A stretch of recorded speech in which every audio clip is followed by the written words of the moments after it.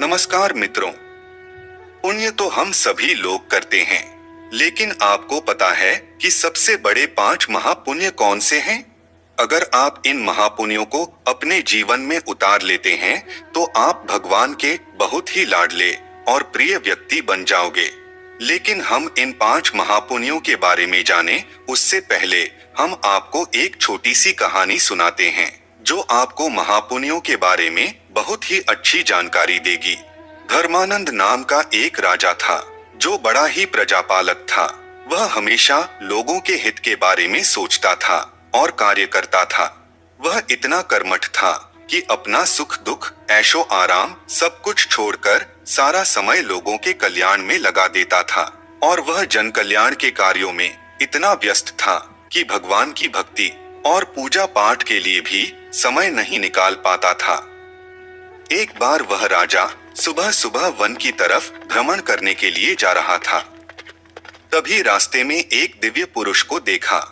राजा ने उस दिव्य पुरुष को प्रणाम किए तो उस दिव्य पुरुष ने अपना परिचय देते हुए कहा कि वह परमेश्वर का दूत है। उस दिव्य पुरुष के हाथ में एक लंबी चौड़ी पुस्तक थी, जिसे देखकर राजा ने उस देवता से पूछा, भगवन, आपके हाथ में यह कौन सी किताब है? तब वह देवता बोले कि यह हमारा वही खाता है, जिसमें सभी भजन भक्ति करने वालों के नाम है।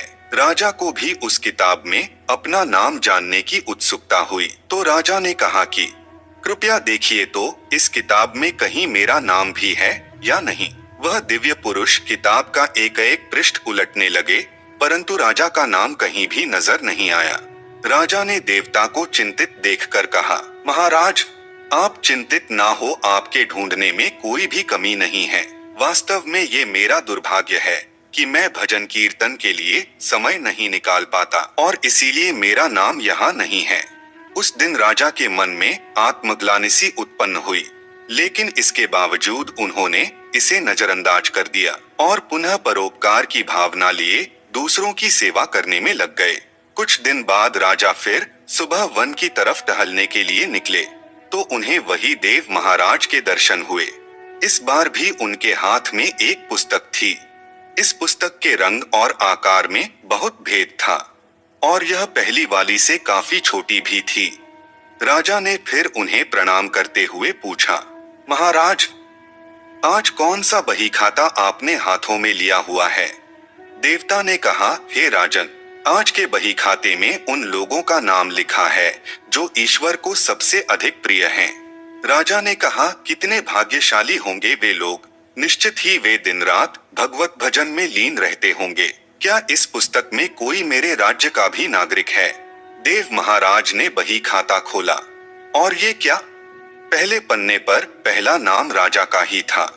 राजा ने आश्चर्यचकित होकर पूछा, महाराज, मेरा नाम इसमें कैसे लिखा हुआ है? मैं तो मंदिर भी कभी कभार ही जाता हूँ। देवता ने कहा, हे राजन, इसमें आश्चर्य की क्या बात है?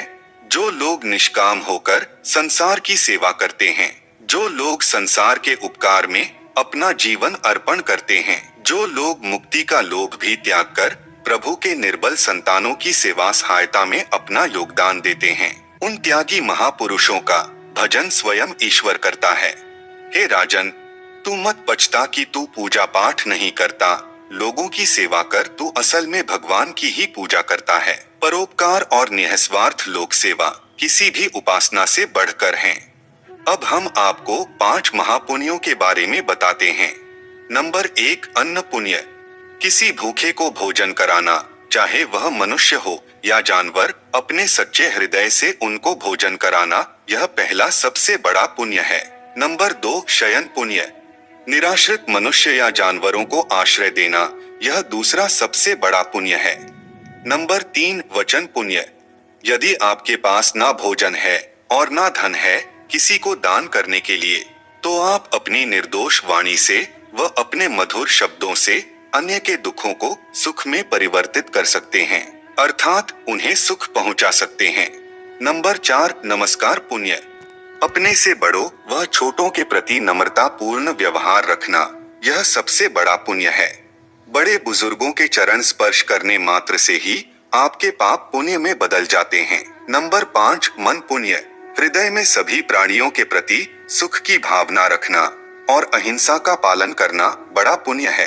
अर्थात पुण्य वह है जो आप अपने पवित्र हृदय, द्वेष मुक्त चित्त व मस्तिष्क के उच्च भाव व उच्च विचारों के साथ करते हैं। तो मित्रों, आज की यह प्रस्तुति आपको पसंद आई है तो प्रस्तुति को लाइक अवश्य ही करें और